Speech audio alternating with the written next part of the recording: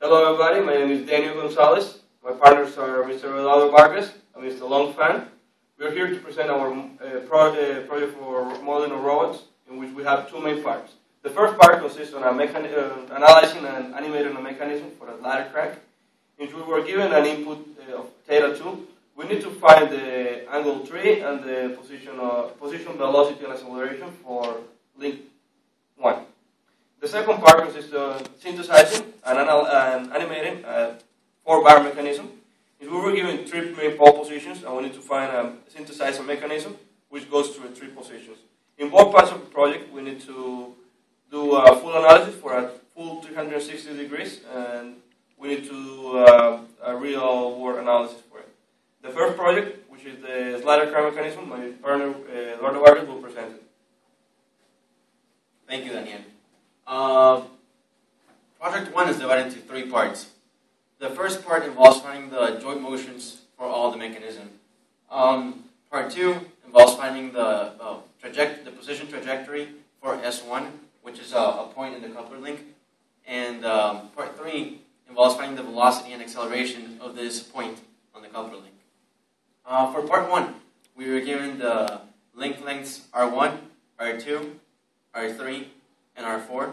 Excuse me, we were not given R1, just R2, R3, and R4, and angle 1. From then on, one of the main things we have to keep in mind is our input was angle 2. This angle 2 was used from 0 to 360, so we could compute the link length 1 and angle 3.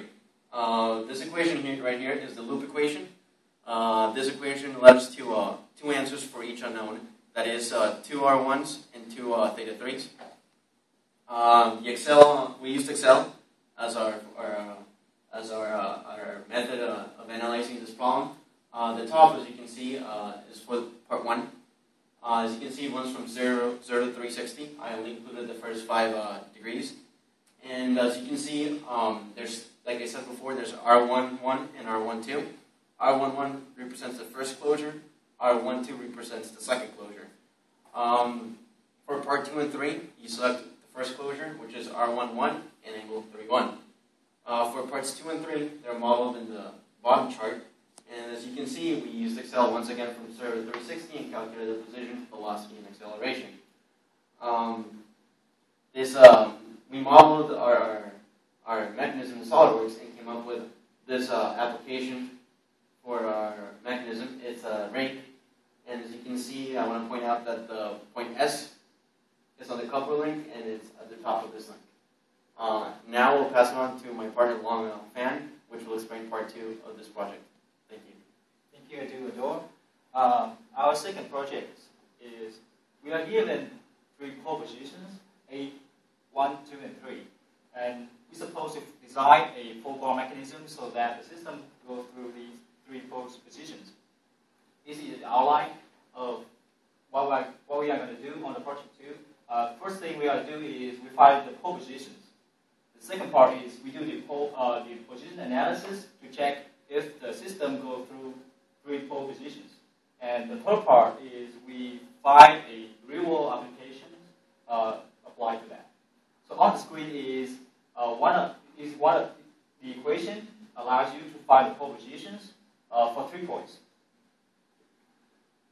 We're supposed to find 2 pole positions, A star and B stars.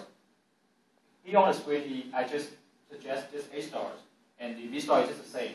For A star, we're supposed to find the coefficient matrix A.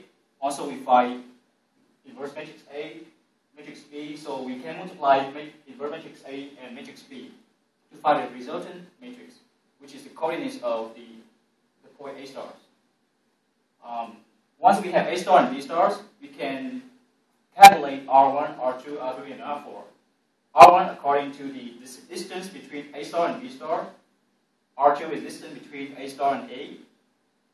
R3 is distance between A and B. And R4 is the distance between B star and B. Once we have all of the points, pole positions, so we're not done yet. We have to come back, do the position analysis to check if the system goes through 3 pole positions. We do the same thing like project 1. We create a table list from 0 to 360 with increments of 1 degree. And we also find the value for the position 1 of the coupled link, position of the second position of coupled link, and the third position of coupled link. And we check the value of those theta 1, theta 2, theta 3, and theta 4. With the table, if it's matching, we are good.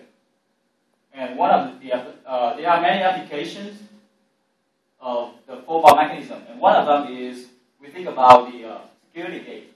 Once, as you can see on the screen, its motion goes from 0 to 360 to make the bar go up and down. This application can be used for any security gate for living area or even the highway, the toll patrol, and to stop the people or vehicles to coming through. Thank you very much for your time. We appreciate it, and this concludes our presentation. Thank you. Cut.